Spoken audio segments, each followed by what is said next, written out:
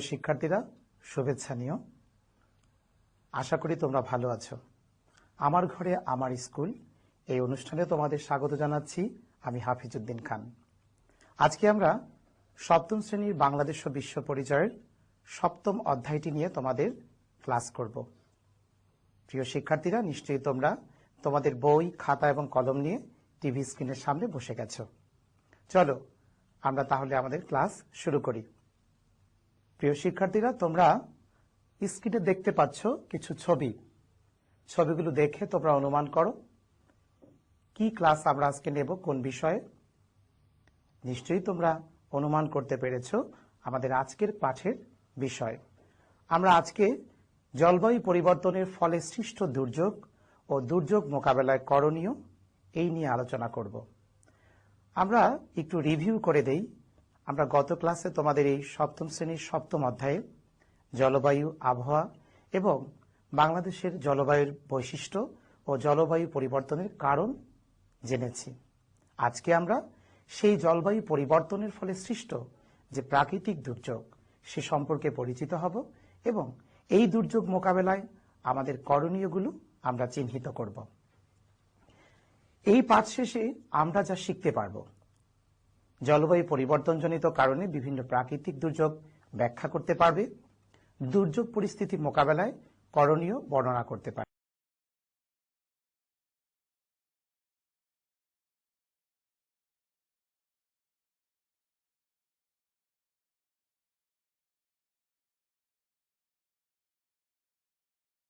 ও জলোচ্ছ্বাস এই প্রাকৃতিক দুর্যোগের সাথে পরিচিত হব। আমরা জানি বাংলাদেশ একটি অতি দুর্যোগ প্রবণ দেশ। পৃথিবীর বুকে আমাদের দুর্যোগ প্রবণ দেশ হিসাবে একটি থাকলেও আমরা কিন্তু দুর্যোগ মোকাবেলায় সফল একটি দেশ, সে কথা তোমরা ভুলে যেও না। আমরা পৃথিবীর বুকে দুর্যোগ মোকাবেলায় লড়াকু সৈনিকের মতো সফল একটি জাতি হিসাবে ইতোমধ্যে আমাদের পরিচয় তৈরি করতে পেরেছি। আমরা আসো আমাদের পাঠের মাধ্যমে সে বিষয়গুলোর তথ্য জানব। ঘূর্ণিঝড় ও জলোচ্ছ্বাস সবচেয়ে পরিচিত একটি প্রাকৃতিক দুর্যোগ আমাদের দেশে। আমরা ঘূর্ণিঝড় বলতে কি বুঝি? কোন স্থানের বাতাসের তাপ অত্যধিক বৃদ্ধি পেলে সেখানকার বাতাস কি করে উপরে উঠে যায়, ফলে ওই অঞ্চলের বাতাসের চাপ কমে গিয়ে নিম্নচাপের সৃষ্টি হয়। এ সময় আশেপাশের অঞ্চল থেকে বাতাস প্রবল বেগে ওই নিম্নচাপ অঞ্চলে ছুটে আসে, আর একেই বলি আমরা তখন সাইক্লোন বা ঘূর্ণিঝড়। বাংলাদেশের অধিকাংশ ঘূর্ণিঝড়ই বঙ্গোপসাগরে সৃষ্ট নিম্নচাপের কারণে হয়ে থাকে।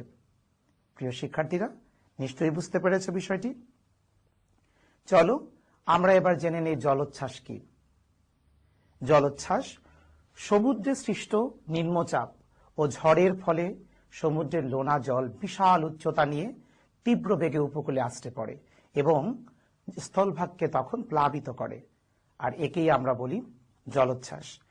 একটি বিষয় লক্ষ্য রাখবে, ঘূর্ণিঝড়ের পরবর্তী পরিণতিটাই হচ্ছে কিন্তু আমাদের জলোচ্ছ্বাস। তাই ঘূর্ণিঝড় ও জলোচ্ছ্বাস একই সময়ে ঘটে থাকে। প্রিয় শিক্ষার্থীরা, তাহলে চলো এবার আমরা একটা সারণী থেকে বাংলাদেশে ঘূর্ণিঝড়ের একটি পরিসংখ্যান দেখে নেই। নিশ্চয়ই তোমরা দেখতে পাচ্ছ 1970 সালের 12ই নভেম্বর আমাদের দেশে ক্রান্তীয় ঘূর্ণিঝড় হয়েছিল। তখন প্রায় 10 লক্ষ মানুষের মৃত্যু হয়েছিল। এরপরে 1991 সালের 29শে এপ্রিল আরও একটি প্রলয়ঙ্করী ক্রান্তীয় ঘূর্ণিঝড় হয়েছিল। সেখানে প্রায় 5708 জন মানুষ মৃত্যুবরণ করেছে। 2007 সালের 15ই নভেম্বর আমরা দেখতে পাচ্ছি সিডোর নামে আরেকটি আলোচিত ঘূর্ণিঝড় আঘাত এনেছিল আমাদের উপকূলে। সেখানে মৃত্যু সংখ্যা 3447 জন। 25শে মে 2009 আরও একটি প্রলয়ঙ্করী ঘূর্ণিঝড়ের মুখোমুখি হয়েছিলাম আমরা, আইলা। তার নাম হচ্ছে আইলা। সেখানে প্রাণহানি ঘটেছিল প্রায় 330 জন। সর্বশেষ 19শে মে 2020, এই তো সেদিন সম্প্রতি আমরা আতঙ্কে ছিলাম সুপার সাইক্লোন আমপান, যা আমাদের উপকূলে আঘাত এনেছিল এবং এখানে মৃত্যুর সংখ্যা 22 জন। কোনো মৃত্যুই আমাদের কাঙ্ক্ষিত নয়, কিন্তু আমরা এই পরিসংখ্যান থেকে দেখতে পাচ্ছি বিগত বছরের চেয়ে বর্তমান সময়ে এসে আমাদের এই ঘূর্ণিঝড়ে মৃত্যুর হার অনেকটাই কমে গিয়েছে। অর্থাৎ সরকারি উদ্যোগ, বেসরকারি উদ্যোগের একটি সফল সুন্দর ব্যবস্থাপনার কারণে আমরা দুর্যোগ মোকাবেলায় অনেকটাই সফল হতে পারছি। প্রিয় শিক্ষার্থীরা, এটা নিশ্চয়ই দুর্যোগ মোকাবেলায় আমাদের একটি বড় ধরনের সফলতা। চলো এবার আমরা পরবর্তী প্রাকৃতিক দুর্যোগটি জেনে নেই। বন্যা, এটাও কিন্তু আমাদের খুব পরিচিত। আমরা যারা দক্ষিণাঞ্চলে বসবাস করি, নদী বিধৌত অঞ্চলে, তারা কিন্তু প্রায়শই বন্যা দেখতে পাই। তোমরা তো জানো বন্ধুরা, আমাদের বাংলাদেশে বেশিরভাগ নদীর উৎস কিন্তু ভারত। এই নদীগুলো হিমালয়ের বরফ গলা এবং উজানি বৃষ্টিপাতের ফলে সৃষ্ট বিপুল পানি প্রবাহ নিয়ে বাংলাদেশের মধ্য দিয়ে বঙ্গোপসাগরে এসে মিলিত হয়। ফলে বৃষ্টির পানি ও পাহাড় থেকে নেমে আসা পানি একসঙ্গে মিলে নদীগুলোর পানি বৃদ্ধি করে, তার ফলে নদীর পাড় উপচে পড়ে এবং জনপদ প্লাবিত হয়, আর তখনই আমরা তাকে বলি বন্যা। বাংলাদেশে 1988 সালে, 1998 সালে এবং 2004 সালে সবচেয়ে বড় বন্যা সংঘটিত হয়েছিল। এই বন্যায় ব্যাপক ক্ষয়ক্ষতি হয়েছিল আমাদের উপকূলের, এবং আমাদের আবাদি জমি, মানুষ, গবাদি পশু, ঘরবাড়ি ইত্যাদিরও ব্যাপক ক্ষয়ক্ষতি হয়েছিল। প্রিয় শিক্ষার্থীরা, আমরা এবার আরো একটি প্রাকৃতিক দুর্যোগের সাথে পরিচিত হব, নদী ভাঙন। এটাও কিন্তু দক্ষিণাঞ্চলের একটি প্রাকৃতিক দুর্যোগ। অর্থাৎ নদী বিধৌত অঞ্চলগুলোতে আমরা এই নদী ভাঙন দেখতে পাই। নদী খাতে পানি প্রবাহের কারণে পার্শ্ব ক্ষয়কে আমরা নদী ভাঙন বলি। অর্থাৎ প্রতি বছর বর্ষা মৌসুমে আমরা মূলত এই নদী ভাঙন দেখতে পাই। আর নদী ভাঙনের কারণ কি তোমরা একটু ভেবে দেখেছো বন্ধুরা? নদী ভাঙনের কারণ হচ্ছে আমাদের নদীগুলোর গতিপথ। অর্থাৎ আমাদের বাংলাদেশের নদীগুলোর গতিপথ আঁকাবাঁকা, এবং এই নদীগুলো প্রায় সময় তার গতি পরিবর্তন করে। এছাড়া আমরা দেখি নদী পাড়ের মাটির দুর্বল গঠন, নদী ভরাট, যেখানে সেখানে নদী শাসন এবং নদী পাড়ের গাছগুলো নির্বিচারে কেটে ফেলা ইত্যাদি কারণেও কিন্তু আমাদের নদী ভাঙন নামক প্রাকৃতিক দুর্যোগটি মোকাবেলা করতে হচ্ছে। প্রিয় শিক্ষার্থীরা, এই নদী ভাঙনের প্রভাব আমরা নিশ্চয়ই জানি। মানুষ নিঃস্ব হয়ে যায়, তার ভিটেমাটি, ঘরবাড়ি, সহায় সম্বল, আবাদি জমি সবকিছু হারিয়ে ফেলে। তাই এটি আমাদের একটি ভয়ানক প্রাকৃতিক দুর্যোগ। আমরা এরপরে দেখব খরা। খরা শব্দটি নিশ্চয়ই পরিচিত। খরা কি?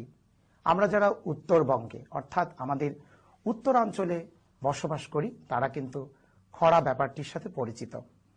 খরা হচ্ছে দীর্ঘ সময় বৃষ্টি না হওয়ার ফলে প্রকৃতির যে অবস্থা, তাকেই বলি মূলত আমরা খরা। আমাদের দেশে প্রায় প্রতি বছর বসন্তের শেষে এবং গ্রীষ্মের শুরুতে আমরা বিভিন্ন অঞ্চলে খরা দেখতে পাই।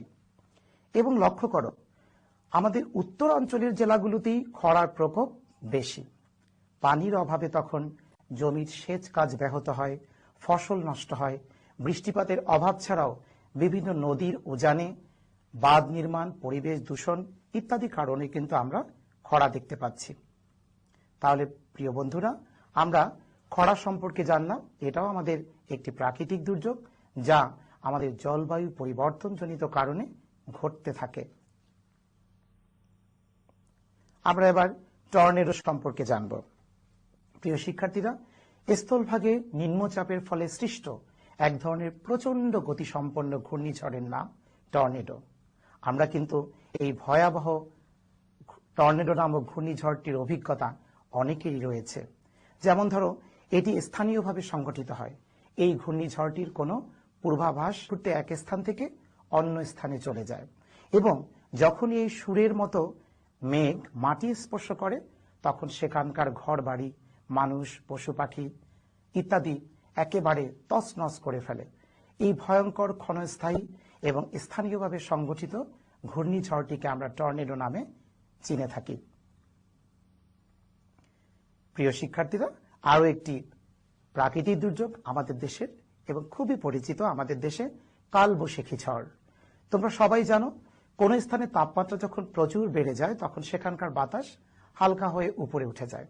তখন পাশের অঞ্চল থেকে অপেক্ষাকৃত শীতল বাতাস প্রবল বেগে সেই শূন্য স্থানে ধেয়ে আসে এবং ঝড়ের সৃষ্টি করে, যাকে আমরা মূলত কালবৈশাখী ঝড় বলি। আমাদের দেশে সাধারণত বছরের বাংলা নববর্ষ বা বাংলা বছরের শুরুতে বৈশাখ মাসে এই ঝড়টি হয় বলে এটাকে আমরা কালবৈশাখী ঝড় নামে চিনে থাকি।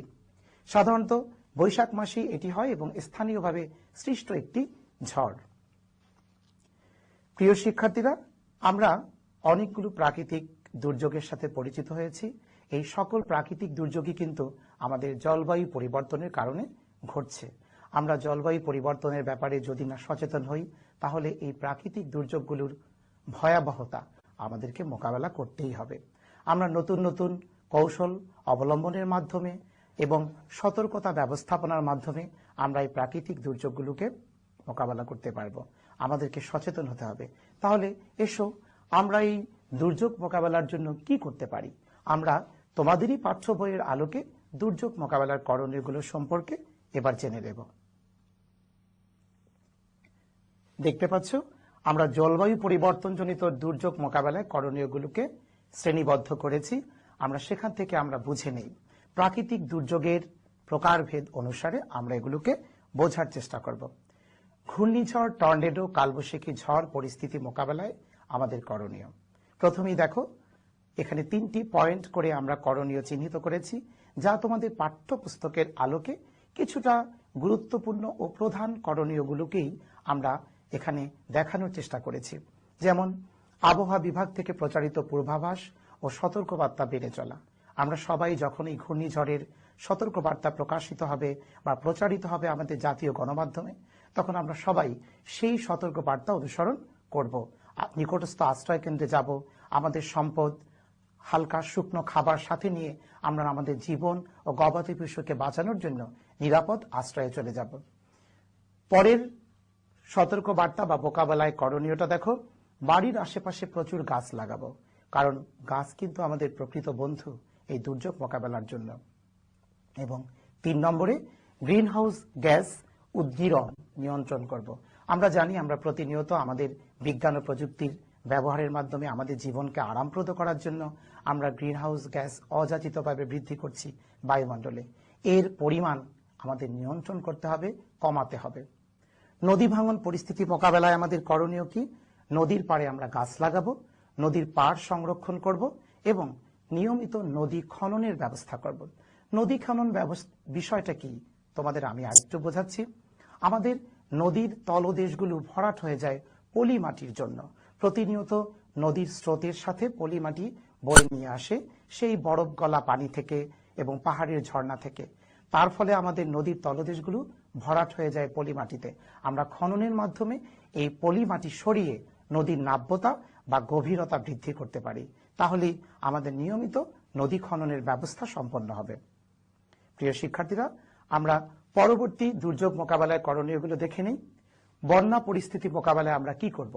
আমরা বাঁধ নির্মাণ করব। আমরা বন্যা অঞ্চল এবং বন্যা কবলিত উপকূলীয় অঞ্চলকে বাঁচানোর জন্য সেখানে বড় বড় বাঁধ নির্মাণ করব। এরপরে ঘরবাড়ির ভিটিগুলোকে উঁচু করে তৈরি করব এবং নদী খননের ব্যবস্থা করব। খরা পরিস্থিতি মোকাবেলায় আমরা কি করতে পারি? আমরা পর্যাপ্ত বনায়ন অর্থাৎ গাছ বা বৃক্ষ লাগানো, আমরা বনায়ন করব পর্যাপ্ত এবং ভূগর্ভস্থ পানির স্তর পরীক্ষা করে মাটির নিচ থেকে পানি উত্তোলন করব। প্রিয় শিক্ষার্থীরা, নিশ্চয়ই তোমরা আজকে ক্লাসটি বুঝতে পেরেছ নিশ্চয়ই সহজভাবে। আমরা এখানে আমাদের জলবায়ু পরিবর্তনজনিত কারণে সৃষ্ট প্রাকৃতিক দুর্যোগগুলোর সাথে পরিচিত হলাম, এর ক্ষয়ক্ষতির পরিমাণ জানলাম এবং জলবায়ু পরিবর্তনজনিত দুর্যোগ মোকাবেলায় আমাদের করণীয়গুলো কি কি তাও আমরা জেনে নিলাম। এবং আমরা জানি যে এই প্রাকৃতিক দুর্যোগ প্রতি বছর আমাদের দেশের আর্থসামাজিক ক্ষেত্রে ব্যাপক ক্ষয়ক্ষতি সাধন করে। আমাদের ফসল উৎপাদন কমে যায়, শিল্পের কাঁচামালের জন্য প্রয়োজনীয় বৃক্ষ কমে যায়, আমাদের মৎস্য সম্পদের ক্ষতি হয়, আমাদের উপকূলবর্তী দরিদ্র হতদরিদ্র মানুষদের ঘর বাড়ি এবং সহায় সম্পদগুলো নষ্ট হয়ে যায়। ইত্যাদি কারণে আমরা এই প্রাকৃতিক দুর্যোগগুলো মোকাবেলার জন্য জলবায়ু পরিবর্তনজনিত কারণ যে দায়ী সে ব্যাপারে সচেতন হয়ে আমরা আমাদের জলবায়ুকে স্বাভাবিক রাখব। প্রিয় শিক্ষার্থীরা, চলো এবার আমরা বাড়ির কাজে চলে যাই। আমরা তোমাদেরকে আজকে যে বাড়ির কাজটি দেব সেটি হচ্ছে এই অধ্যায়ের একটি সৃজনশীল প্রশ্ন। আমরা গত ক্লাসে তোমাদেরকে পাঠভিত্তিক কিছু প্রশ্ন দিয়েছিলাম, অর্থাৎ তুমি অধ্যায়টি ভালোভাবে পড়ার পরে ওই প্রশ্নগুলোর উত্তর তৈরি করতে পারবে। আর আজকে আমরা এই অধ্যায়টির শেষ অংশে মূলত একটি সৃজনশীল প্রশ্নের উত্তর তোমাদেরকে বাড়ির কাজ হিসাবে দেব। দেখে নাও, আমরা একটু উদ্দীপকটি পড়ে নেই। আরিক টেলিভিশনে বাংলাদেশে প্রাকৃতিক দুর্যোগ সংক্রান্ত একটি প্রতিবেদন দেখছিল। প্রতিবেদনের প্রথম অংশে দেখানো হয় কিভাবে উত্তরাঞ্চলের একটি গ্রামে প্রাকৃতিক দুর্যোগের ফলে কৃষি জমিগুলো শুকিয়ে যাচ্ছে। প্রতিবেদনের দ্বিতীয় অংশে দেখানো হয় উপকূলীয় অঞ্চলে প্রাকৃতিক দুর্যোগ কিভাবে জনজীবন ও পরিবেশকে ক্ষতিগ্রস্ত করে। এই অঞ্চলে অবস্থানগত কারণে প্রায়শই দুর্যোগপ্রবণ আবহাওয়া বিরাজ করে। তাহলে চলো বন্ধুরা আমরা দেখি প্রশ্নগুলো। ক, এটা হচ্ছে আমাদের জ্ঞান স্তর বা জ্ঞানমূলক প্রশ্ন। প্রচন্ড গতিসম্পন্ন ঝড়কে কি বলে? নিশ্চয়ই তোমরা ইতোমধ্যেই জেনে গেছো আমাদের ক্লাসের মাধ্যমে, তাই বাড়ির কাজে এটা তোমরা সহজেই করতে পারবে। 2 নম্বর প্রশ্ন অর্থাৎ খ নম্বর প্রশ্নটি আমাদের অনুধাবনমূলক প্রশ্ন। এখানে আমরা দেখতে পাচ্ছি কালবৈশাখী কি, বুঝিয়ে লেখো। এটিও তোমরা লিখতে পারবে ছোট্ট প্যারা করে 2টি প্যারার মাধ্যমে এর উত্তরটি শেষ করবে। গ এবং 3 নম্বরে দেখো প্রতিবেদনের দ্বিতীয় অংশে দেখানো দুর্যোগ ঘটার কারণ কি, ব্যাখ্যা করো। আমরা প্রতিবেদনের দ্বিতীয় অংশে যে দুর্যোগটি দেখতে পাচ্ছি, তোমরা উদ্দীপকটি ভালোভাবে যদি পড়ো তাহলে তোমরা নিশ্চয়ই বুঝতে পারবে এটা কোন দুর্যোগ। তখন সেই দুর্যোগটির সম্পর্কে একটু লিখে তারপর তোমরা এর কারণ ব্যাখ্যা করবে। 4 নম্বর উচ্চতর দক্ষতার প্রশ্নটি দেখো। এখানে প্রতিবেদনের প্রথম অংশে দেখানো দুর্যোগের ক্ষয়ক্ষতি কমাতে কি ধরনের ব্যবস্থা গ্রহণ করা যায় ব্যাখ্যা করতে বলেছে। এটাও তোমরা এই উদ্দীপকটি ভালোভাবে পাঠ করলে তোমরা সহজেই বুঝতে পারবে যে প্রথম অংশে যে প্রাকৃতিক দুর্যোগটি হয়েছিল, অর্থাৎ কৃষি জমিগুলো শুকিয়ে যাচ্ছিল ওই অঞ্চলে। প্রিয় শিক্ষার্থীরা, মনে করে দেখো তো, কৃষি জমি শুকিয়ে যায় কোন প্রাকৃতিক দুর্যোগটির প্রভাবে? নিশ্চয়ই তোমরা অনুমান করতে পেরেছো এবং বুঝতেও পেরেছো। এই বাড়ির কাজটি তোমরা বাড়িতে ঘরবন্দি জীবনে সুন্দর করে তৈরি করবে। তোমাদের স্কুল খোলার পর স্বাভাবিক অবস্থায় তোমাদের বিষয় শিক্ষকের কাছে তোমাদের বাড়ির কাজ দেখিয়ে তুমি তোমার মূল্যায়ন জেনে নিতে পারবে।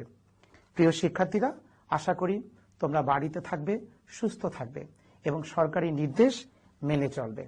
তোমরা ভালো থাকো, সুস্থ থাকো। তোমাদের সকলের মঙ্গল কামনা করছি। ধন্যবাদ। Assalamu alaikum dear students. Welcome to today's class of Amar Ghore Amar School. I am Alfi Islam. I'm your English instructor for today's class. Today we will read Unit 3, the tense, Lesson 6, Present Perfect Tense from the book English Grammar and Composition of Class 7. From this class we will learn these things. 1. Definition of present perfect tense. 2. Structure of present perfect tense. 3. Examples of present perfect tense. And 4. How you can use present perfect tense in your daily life. First, we will read section A from the book. In the section A, we'll have to read the following text and look at the underlined verbs. Let's begin. Number 1. I have done my homework.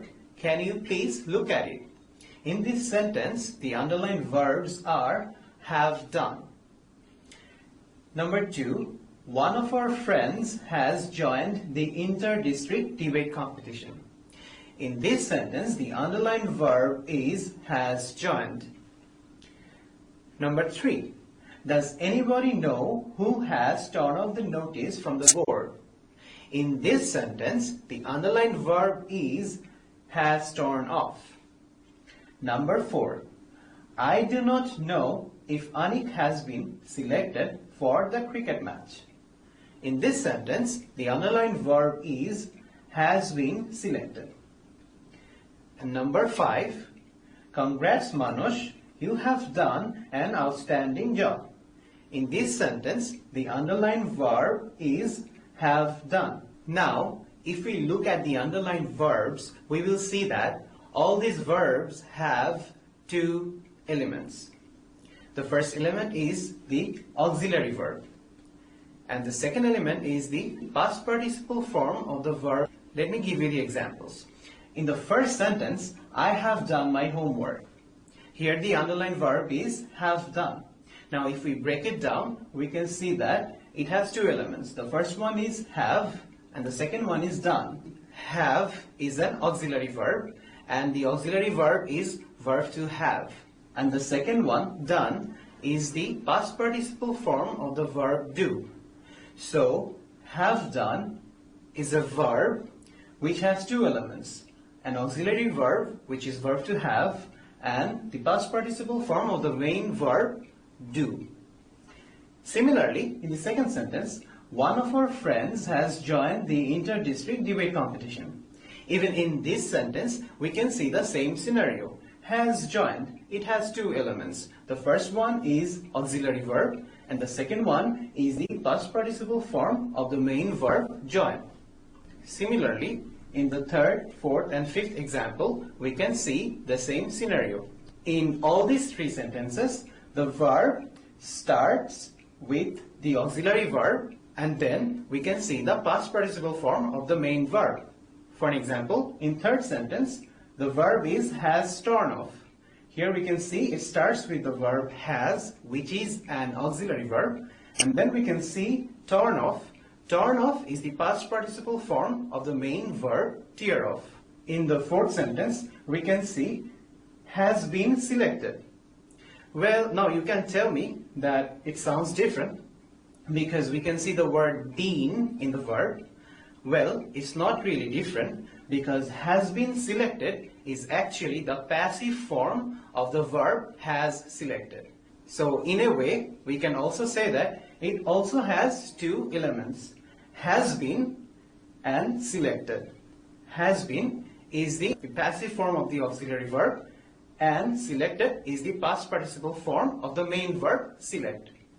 And in the last example, we can again see that the verb has two elements, have done. Have is the auxiliary verb and done is the past participle form of the main verb do. Now the question is why we looked at the underlined verbs. We focused these underlined verbs because when we will see verbs used in the same way how these underlined verbs were used, we will say that the sentences will be examples of present perfect tense. Now, what is present perfect tense? Present perfect expresses the completion of an action by now. Therefore, it is strictly a kind of present tense because A, you are not emphasizing when the action took place. B, you are only interested in the present state of completion, and that is its effect on events now. Let me explain it to you. When a sentence is in present perfect tense, it does not matter when the action of the sentence took place. What matters is that the effect of the action that took place. For an example, if you remember the first line that we read in section A, I have done my homework. Here, have done says this sentence is in present perfect tense. Now, it does not matter when I did my homework. It does not matter. The time is not important here. The important thing is that I have done my homework. The action is done and it has an effect. Just because there is an effect of my completion of homework, I am asking someone to look at it. So in present perfect tense, again, it does not matter when the action took place. What matters is that there is an effect of the completion of the work. And it has to be in present time because this is present perfect tense. So again, present perfect tense expresses the completion of an action by now, which means by the present time. It does not matter when the action took place. What matters is that there is an effect of the completion of the action. Now I hope you have understood the definition. Let us see the structure of present perfect tense.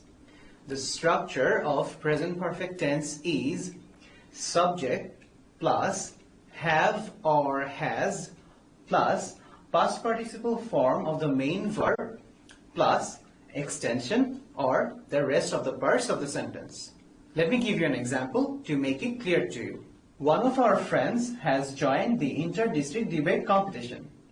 If you remember, we saw this sentence in section A. In this sentence, one of our friends is the subject, has joined. Has is the auxiliary verb, joined is the past participle form of the main verb, and to inter-district debate competition is the extension of the sentence. So this sentence actually follows the structure that we learned before. Subject, has, past participle form of the main verb, and extension. Now you may ask me what past participle form of main verb is. Well, we know that verb has three forms: present form, past form, and past participle form.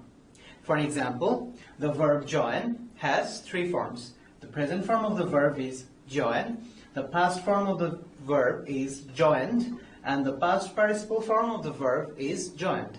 Similarly, the verb break has also three forms.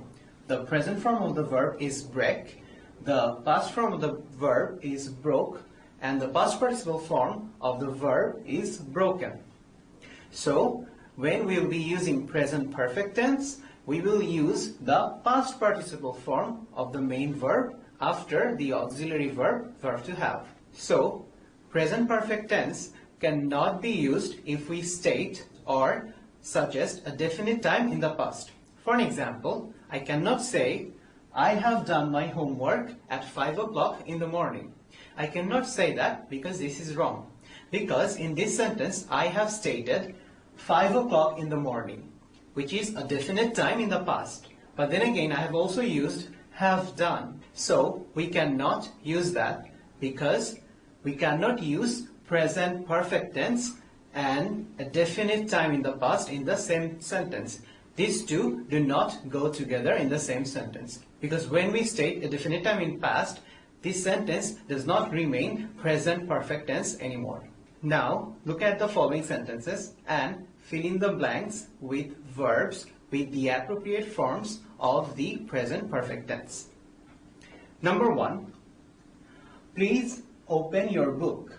Have you dash it? A hint is given for you inside the bracket, open. So the answer will be opened. Why opened? Because opened is the past participle form of the verb open. So the answer will be, have you opened it? The second sentence is, wow, it's a wonderful piece of drawing. Who dash it? Here we can see draw inside the bracket as a hint. So the answer will be, who has drawn it? Number 3, excuse me teacher, could you please repeat what you dash just now? Here the hint is say. So the answer will be what you have said just now. Number 4, I am very worried about my homework. I dash it yet. Here the hint is not finished. So the answer will be I have not finished it yet. Number 5, there is a big museum in the city. Dash you dash there. There are no hints given for you in the sentence. But we can still answer it, right? The answer will be, have you been there? Number 6, please tell me what exactly you dash done and what is yet to be done. Here the answer will be, please tell me what exactly you have done and what is yet to be done. Let's move on to section B. Now use appropriate verbs in the blanks of the following dialogues. Number 1. Teacher, we have only 1 day left for the science fair. Now let me know who dash what. The answer will be, who has done what? Zarif, I dash the wall, sir. The answer will be, I have painted the wall, sir. Number 2, mother. There are only a few chocolates on the table. Who dash the others? The answer will be who has eaten the others. Maisha, Mom, I dash just one. The answer will be I have eaten just one. Number 3, teacher, let's brainstorm on the topic for a minute. Now, Anika, tell me what dash. The answer will be what you have done. Number 4, Hanif, wait, this math problem is not that easy, but I dash something about it. The answer will be I have thought something about it. Manoj, okay, tell us what dash. The answer will be okay, tell us what you have thought. And number 5, Three Idiots is an excellent movie. Dash you dash it. The answer will be have you watched it? Now we'll move to section C. Write some sentences about your activities that you have done since morning. Show your sentences to your partner to check. You may start like this. First, I have said my morning prayer. Now there are 4 other blanks for you to finish. I'll help you to fill in the 2 blanks, and the rest of the 2 blanks will have to be done by you. So the second sentence can be written like this. Then I have eaten my breakfast. And in the third sentence, you can write this. After breakfast, I have done my homework. I hope now you'll be able to finish the rest of the sentences.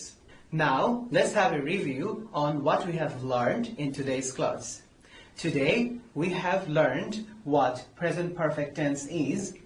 We have also seen the structure of present perfect tense. We have also seen some examples of present perfect tense. And in the end, we have learned how we can use present perfect tense in our daily life. I hope you have learned and enjoyed the class. Dear students, stay healthy and stay well. Follow the government instructions and stay home. সুপ্রিয় শিক্ষার্থীবৃন্দ, আমার ঘরে আমার স্কুলে তোমাদের সবাইকে স্বাগত জানিয়ে শুরু করছি আমি জান্নাতুল ফেরদৌস মৌ। আশা করছি সবাই ভালো আছো, সুস্থ আছো। আজকের পাঠে আমরা আলোচনা করব নবম দশম শ্রেণীর বাংলা সাহিত্য বিষয়ের একটি প্রবন্ধ। প্রবন্ধটির নাম হচ্ছে সাহিত্যের রূপ ও রীতি। সাহিত্যের রূপ ও রীতি নিয়ে আমরা গত ক্লাসে প্রথম অংশ নিয়ে আলোচনা করেছি। আজকের ক্লাসে আমরা বাকি অংশটুকু নিয়ে আলোচনা করব।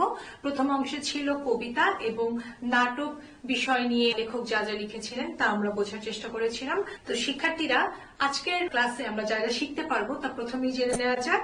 আজকের ক্লাসে আমরা এই যে সাহিত্যের রূপ ও রীতির দ্বিতীয় অংশ, এই অংশটুকু নিয়ে আলোচনা করব এবং সাহিত্যের রূপ ও রীতি এই যে সম্পূর্ণ প্রবন্ধটি, এই প্রবন্ধটির মূল ভাব নিয়ে আজকে আমরা আলোচনা করব এবং এই প্রবন্ধটি থেকে বেশ কিছু শব্দের অর্থ আজকে আমরা জেনে নেব। তো শিক্ষার্থীরা, চলো মূল পাঠে চলে যাওয়া যাক। ছোট গল্প। রবীন্দ্রনাথ তার একটি কবিতায় যা বলেছিলেন সে কথাটি ছোট গল্পের প্রকৃতি সম্পর্কে এখনো প্রামাণ্য ব্যাখ্যা হিসেবে গণ্য হয়ে আসছে। তিনি লিখেছিলেন, ছোট প্রাণ, ছোট ব্যথা, ছোট ছোট দুঃখ কথা, নিতান্তই সহজ সরল, সহস্র বিস্মৃতি রাশি প্রত্যহ যেতেছে ভাসি, তারই 2-4টি অশ্রু জল, নাহি বর্ণনার ছটা, ঘটনার ঘন ঘটা, নাহি তত্ত্ব নাহি উপদেশ, অন্তরে অতৃপ্তি রবে, সাঙ্গ করি মনে হবে, শেষ হয়ে হইল না শেষ। লেখক এখানে শেষ হয়ে হইল না শেষ এই অংশটুকু দ্বারা কি বোঝাতে চেয়েছেন তা চলো এখন আমরা বোঝার চেষ্টা করি। শেষ হয়ে হইল না শেষ কথাটি খুবই গুরুত্বপূর্ণ। এই কথার ভিতরেই বলে দেওয়া হলো যে ছোট গল্প কখনোই কাহিনীর ভিতরে ঘটনার শুরু থেকে শেষ পর্যন্ত বলে দেয় না, যেমনটা ঘটে উপন্যাসের ক্ষেত্রে। বাংলা সাহিত্যে ছোট গল্প শব্দটি ব্যবহৃত হচ্ছে 40-50 বৎসরের বেশি নয়। তার পূর্বে শুধু গল্প বলা হতো। বড় আকারের গল্প হলে উপন্যাসিকা কথা চলছিল, অর্থাৎ ছোট উপন্যাস। সাহিত্যের যত শাখা আছে যেমন কাব্য, মহাকাব্য, নাটক, উপন্যাস ইত্যাদি, সে সবের মধ্যে ছোট গল্পই হচ্ছে বয়সে সর্বকনিষ্ঠ।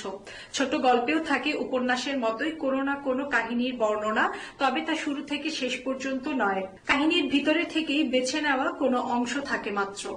শেষ হয়েও হইল না শেষ কথাটির অর্থ এমন যে কোনো কাহিনীর শুরু থেকে শেষ পর্যন্ত সম্পূর্ণটা এখানে বর্ণনা করা হবে না। কাহিনীটা এমন হয় যে কোনো একটা উপন্যাসের বা কোনো একটা গল্প থেকে কিছু অংশ বেছে নেওয়া হয়, তাকেই আমরা বলি ছোট গল্প। তো চলো পরের অংশে দেখি লেখক কি বলেছেন।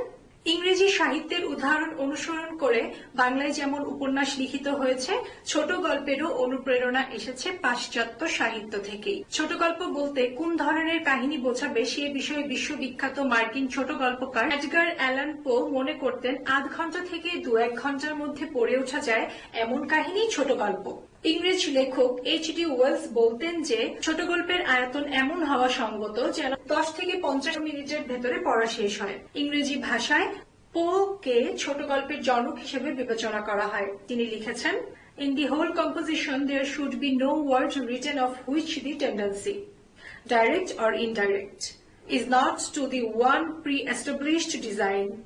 Undue brevity is just as exceptional here as in the poem, but undue length is yet more to be avoided. এই অংশটুকুতে আমরা দুটো নাম দেখতে পাই। একটি নাম হচ্ছে এডগার অ্যালান পো, আরেকটি নাম হচ্ছে এইচ.ডি. ওয়েলস। এই দুইজন ব্যক্তি সম্পর্কে এবার আমরা আমাদের পাঠ্যপুস্তকে শব্দার্থ অংশটুকুতে যা লেখা আছে তা দেখে নিব। এডগার অ্যালান পো আমেরিকার কবি, গল্পকার ও সমালোচক। এইচ.ডি. ওয়েলস ইংরেজি ঔপন্যাসিক, সাংবাদিক ও ঐতিহাসিক, বৈজ্ঞানিক কল্পকাহিনীর স্রষ্টা। ছোট গল্পের অনুপ্রেরণা এসেছে কিন্তু পাশ্চাত্য সাহিত্য থেকে। এডগার অ্যালান পো মনে করতেন ছোট গল্প এমন হওয়া উচিত যেটা আধা ঘন্টা থেকে ২-১ ঘন্টার মধ্যে পড়ে শেষ করে ফেলা যাবে, এবং এইচ.ডি. ওয়েলস তিনি মনে করতেন ছোট গল্পের আয়তন এমন হওয়া উচিত যাতে করে ১০ থেকে ৫০ মিনিটের মধ্যে সেটা পড়ে শেষ করে ফেলা যায়। বলাই বাহুল্য, উপন্যাসে যেমন বিস্তারিতভাবে কাহিনী বর্ণনা থাকে, ছোট গল্পের পরিধি ক্ষুদ্র হওয়ার কারণে ঘটনার পুঙ্খানুপুঙ্খ উপস্থাপন সেখানে সম্ভব নয় এবং অপ্রয়োজনীয় বটে। সাহিত্য গবেষক শ্রীশচন্দ্র দাস যথার্থই বলেছেন, আসল কথা এই যে ছোট গল্প আকারে ছোট হইবে বলিয়া ইহাতে জীবনের পূর্ণাবয়ব আলোচনা থাকিতে পারে না। জীবনের খণ্ডাংশকে লেখক যখন রস নিবিড় করিয়া ফুটাইতে পারেন তখনই ইহার সার্থকতা। জীবনের কোনো একটি বিশেষ মুহূর্ত কোনো বিশেষ পরিবেশের মধ্যে কেমন ভাবে লেখকের কাছে প্রত্যক্ষ হইয়াছে ইহা তাহারই রূপায়ণ। আকারে ছোট বলিয়া এখানে বহু ঘটনা সমাবেশ বা বহু পাত্রপাত্রীর ভিড় সম্ভবপর নহে। ছোট গল্পের আরম্ভ ও উপসংহার নাটকীয় হওয়া চাই। সত্য কথা বলিতে কি, কোথায় আরম্ভ করিতে হইবে এবং কোথায় সমাপ্তির রেখা টানিতে হইবে এই শিল্প দৃষ্টি যাহার নাই, তাহার পক্ষে ছোট গল্প লেখা লাঞ্ছনা বই কিছুই নহে। বাংলা ভাষায় সার্থক ছোট গল্পকারের অনন্য দৃষ্টান্ত রবীন্দ্রনাথ। এই অংশটুকু থেকে আমরা বুঝতে পারলাম উপন্যাসের কাহিনী একটু দীর্ঘ হয়, একটু বড় কাহিনী হয়, কিন্তু ছোট গল্পের কাহিনী ছোট হবে, অর্থাৎ উপন্যাস হবে দীর্ঘ এবং ছোট গল্পের কাহিনী হবে নাতিদীর্ঘ, অর্থাৎ এত দীর্ঘ নয়। তো চলো পরের অংশে দেখি কি লেখা আছে। চারিত্রিক বৈশিষ্ট্য অনুসারে ছোট গল্প বহু প্রকার হতে পারে। সাধারণত শ্রেণীবিভাগ হিসেবে এগুলোকে উল্লেখ করা যায়। ১. প্রেম বিষয়ক, ২. সামাজিক, ৩. প্রকৃতি ও মানুষ সম্পর্কে, ৪. অতি প্রাকৃত কাহিনী, ৫. হাস্যরসাত্মক, ৬. উদ্ভট কল্পনাশ্রয়ী, ৭. সাংগীতিক বা প্রতীকধর্মী, ৮. ঐতিহাসিক, ৯. বিজ্ঞান ভিত্তিক, ১০. গার্হস্থ্য বিষয়ক, ১১. মনস্তাত্ত্বিক, ১২. মনুষ্যেতর প্রাণী জগৎ, ১৩. বাস্তবনিষ্ঠ, ১৪. গোয়েন্দা কাহিনী বা ডিটেকটিভ গল্প, ১৫. বিদেশি পটভূমিকায় রচিত গল্প।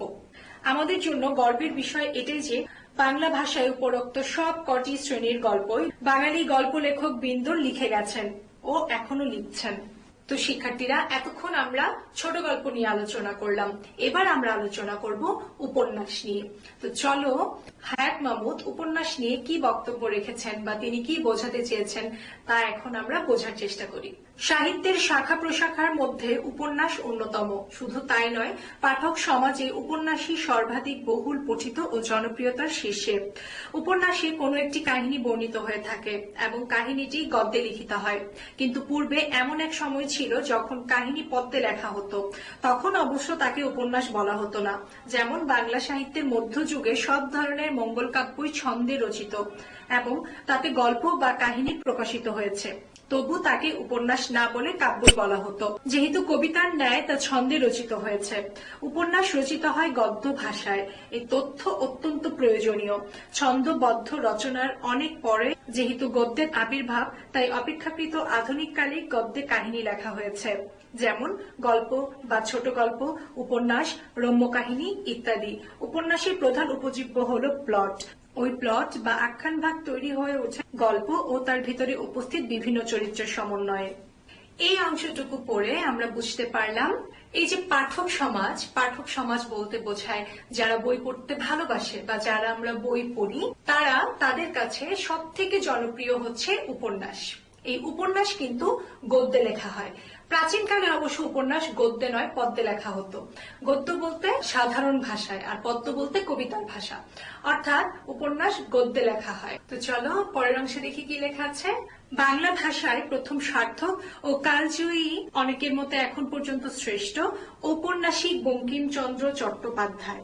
19 শতকের পূর্বে বাংলায় কোনো উপন্যাস রচিত হয়নি। ইংরেজি উপন্যাস পাঠ করে অনুপ্রাণিত হয়ে বঙ্কিম উপন্যাস রচনায় হাত দেন। তার কপালকুঞ্জলা, বিষবৃক্ষ, চন্দ্রশেখর ইত্যাদি কালজয়ী কথা সাহিত্য। বঙ্কিমচন্দ্রের পরে মহৎ ঔপন্যাসিক বলতে আমরা প্রধানত রবীন্দ্রনাথ ঠাকুর ও শরৎচন্দ্র চট্টোপাধ্যায়কে বুঝি। একটি পরিসংখ্যানে দেখা গেছে পৃথিবীতে যেখানে যত বাঙালি রয়েছে তাদের ভিতরে শরৎচন্দ্রই এখন পর্যন্ত সবচেয়ে বেশি পঠিত ও জনপ্রিয়। এই অংশটুকুতে আমরা দেখতে পেলাম বাংলায় সার্থক ঔপন্যাসিক হচ্ছেন বঙ্কিমচন্দ্র চট্টোপাধ্যায়। তিনি ইংরেজি সাহিত্য থেকে অনুপ্রাণিত হয়ে উপন্যাস লেখায় হাত দেন এবং বঙ্কিমচন্দ্র চট্টোপাধ্যায়ের পরে বাংলায় এসেছিলেন রবীন্দ্রনাথ ঠাকুর এবং শরৎচন্দ্র চট্টোপাধ্যায়। এই অংশটুকুতে আমরা দেখলাম দুটো নাম আছে, কপালকুঞ্জলা, চন্দ্রশেখর। আমাদের পাঠ্যপুস্তকে এই দুটো সম্পর্কে কিন্তু লেখা আছে। তো চলো আমরা সেই অংশে চলে যাই এবং কপালকুণ্ডলা ও চন্দ্রশেখর এর অর্থ কি দেখে নিই। কপালকুণ্ডলা 19বিংশ শতাব্দীর অন্যতম শ্রেষ্ঠ ঔপন্যাসিক বঙ্কিমচন্দ্র চট্টোপাধ্যায়ের একটি উপন্যাস। উপন্যাসের নামকরণ হয়েছে নায়িকার নামে। চন্দ্রশেখর বঙ্কিমচন্দ্র চট্টোপাধ্যায়ের একটি উপন্যাস। বাংলা সাহিত্যের আধুনিক যুগে অবশ্য তারাশঙ্কর বন্দ্যোপাধ্যায়, বনফুল, সমরেশ বসু, শহীদুল্লাহ কায়সার, আবু ইসহাক, মাহমুদুল হক, জ্যোতিপ্রকাশ দত্ত, হাসান আজিজুল হক প্রমুখ বিভিন্ন গল্পকার ও ঔপন্যাসিক খ্যাতি অর্জন করেছেন।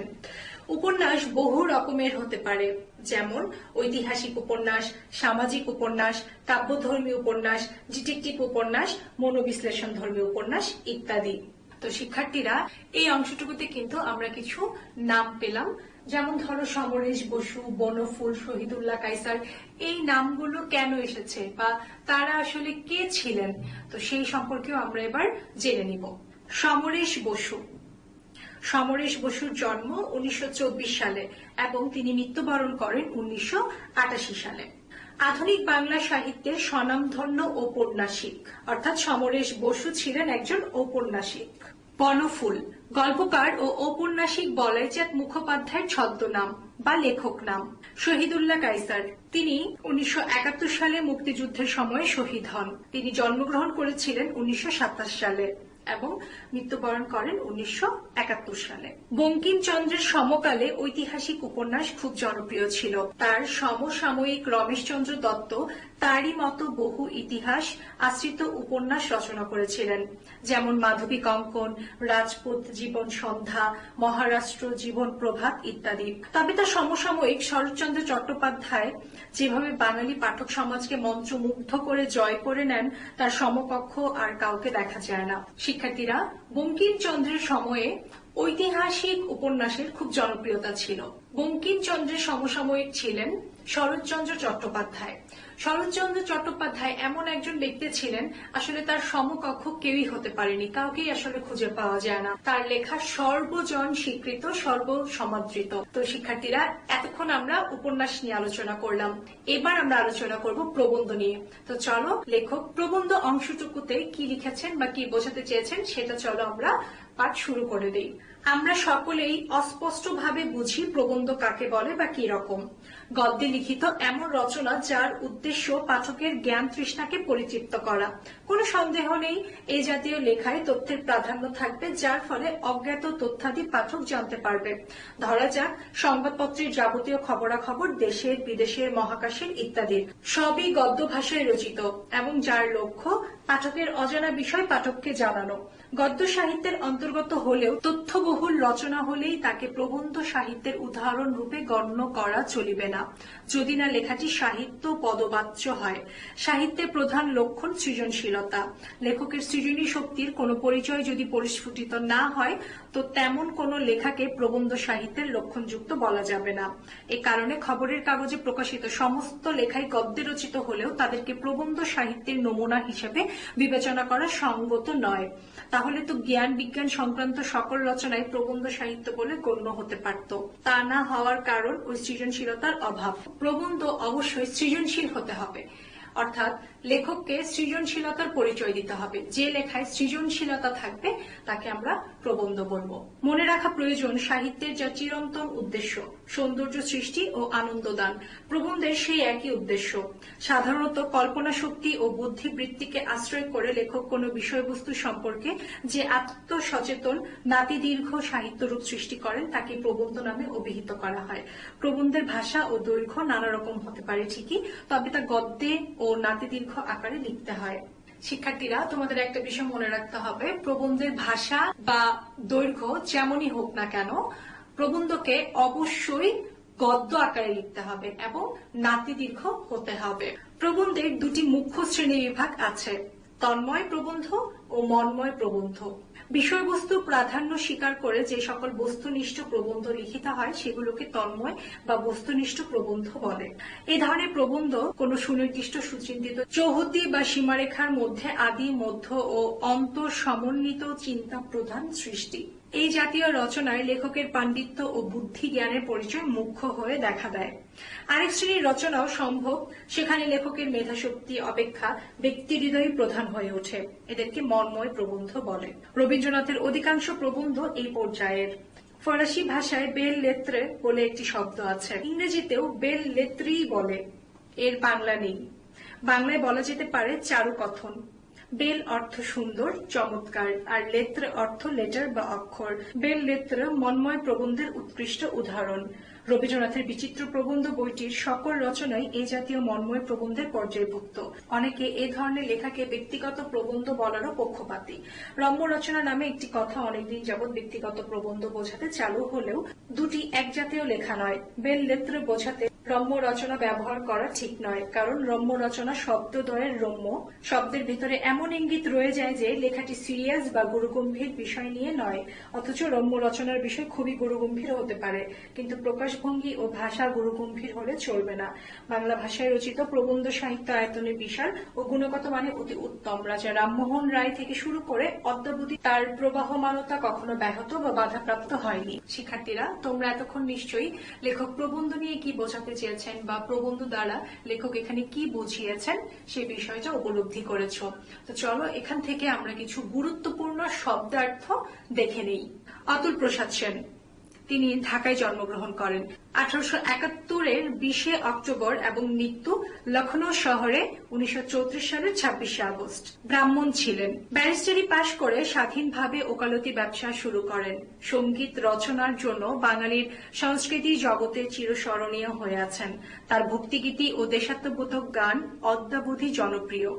অরূপ রতন, রবীন্দ্রনাথের সাংকেতিক নাটক। চন্দ্রগুপ্ত, প্রাচীন ভারতবর্ষের এক বিখ্যাত নৃপতি, রাজত্বকাল 320 থেকে 330 খ্রিস্টাব্দ। কবি ও নাট্যকার দ্বিজেন্দ্রলাল রায়ের বিখ্যাত নাটক চন্দ্রগুপ্ত 1911 সালে প্রকাশিত হয়। রজনীকান্ত সেন সিরাজগঞ্জের ভাঙাবাড়ি গ্রামে জন্মগ্রহণ করেন।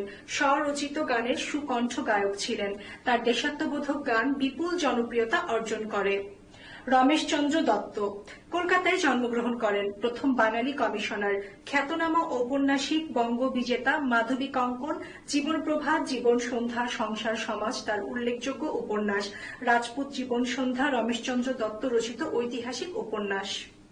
রাজা রামমোহন রায় পশ্চিমবঙ্গের হুগলিতে তিনি জন্মগ্রহণ করেন। সমাজ সংস্কারক, ধর্ম সংস্কারক ও বহু ভাষাবিদ পণ্ডিত। বাংলা গদ্যের প্রস্তুতি পর্বের শিল্পী। বেদান্ত গ্রন্থ বেদান্ত সার, গৌড়ীয় ব্যাকরণ তার উল্লেখযোগ্য গ্রন্থ। দৃশ্যকাব্য প্রাচীন অলঙ্কার শাস্ত্রে নাটককে দৃশ্যকাব্য বলা হয়ে থাকে। নকশি কাঁথার মাঠ পল্লীকবি জসীমউদ্দিন রচিত আখ্যান কাব্য। নীল দর্পণ দীনবন্ধু মিত্রের নাটক। দেশের তৎকালীন শাসনকর্তা ব্রিটিশদের হুকুমে বাধ্যতামূলক নীল চাষ করানোর সমালোচনা করে এই নাটক রচিত হয়েছিল। পৌরাণিক নাটক ভারতবর্ষীয় পুরাণের কোন কাহিনী অবলম্বনে রচিত নাটক। প্রফুল্ল নাট্যকার ও অভিনেতা গিরিশচন্দ্র ঘোষের লেখা একটি নাটক।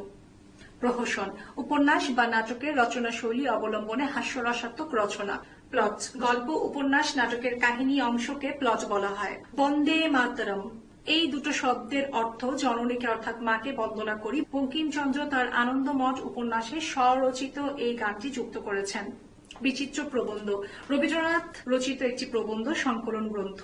শিক্ষার্থীরা, আরো কিছু শব্দের অর্থ তোমাদের পাঠ্যপুস্তকে দেয়া আছে। সেই শব্দের অর্থগুলো তোমরা অবশ্যই মুখস্থ করে নিবে। তো শিক্ষার্থীরা, চলো এবার আমরা পাঠ্যপুস্তকে যে পাঠ পরিচিতিটুকু দেয়া আছে সেই পাঠ পরিচিতি নিয়ে আলোচনা করি। সাহিত্য নানা ধরনের। অনেক রকম উদ্ভিদ নিয়ে যেমন বাগান, তেমনি বিভিন্ন রকম সৃষ্টিকর্ম নিয়ে সাহিত্য। সাহিত্যের রূপ ও রীতি প্রবন্ধে অতি সংক্ষেপে বিচিত্র সাহিত্য রীতির পরিচয় আছে। কবিতা, নাটক, গল্প, উপন্যাস, প্রবন্ধ ইত্যাদি নিয়ে সাহিত্যের জগৎ। আবার প্রত্যেকটির কিছু শাখা প্রশাখা আছে। সাহিত্যের রূপ ও রীতি প্রবন্ধে সাহিত্যের এইসব রীতির পরিচয় পাওয়া যায়। কবিতা, নাটক, ছোট গল্প, উপন্যাস, প্রবন্ধ ইত্যাদি উপশিরোনামে লেখক প্রত্যেকটি রীতির স্বরূপ চারিত্র্য তুলে ধরেছেন। আশা করছি আজকের ক্লাসটা তোমরা খুব ভালোভাবে বুঝতে পেরেছো। তো শিক্ষার্থীরা, আজকের ক্লাসে আমরা কি কি শিখলাম? আজকের ক্লাস থেকে আমরা শিখতে পারলাম সাহিত্যের রূপ ও রীতি। এই প্রবন্ধ দ্বারা লেখক কি বোঝাতে চেয়েছেন। আমরা এখান থেকে কবিতা সম্পর্কে জানলাম, কবিতা সম্পর্কে লেখক কি বোঝাতে চেয়েছেন। আমরা উপন্যাস সম্পর্কে জানলাম, প্রবন্ধ সম্পর্কে জানলাম, ছোট গল্প, নাটক ইত্যাদি আরো অনেক কিছু সম্পর্কে এখান থেকে জেনেছি। তো শিক্ষার্থীরা, আশা করছি এই ক্লাসটি দ্বারা তোমরা যথেষ্ট উপকৃত হবে এবং খুব ভালোভাবে এই ক্লাসটি বুঝতে পেরেছো। শিক্ষার্থীরা, এবার আমি তোমাদের একটি বাড়ি কাজ দিব। বাড়ি কাজটি তোমরা ঝটপট খাতায় লিখে ফেলো। নাটককে কেন শ্রব্য কাব্য এবং দৃশ্য কাব্য বলা হয়, এটা তুমি তোমার নিজের ভাষায় বুঝিয়ে লিখবে। তো শিক্ষার্থীরা, সবাই সুস্থ থাকো, ভালো থাকো, সরকারি নির্দেশনা মেনে ঘরে অবস্থান করো। ধন্যবাদ।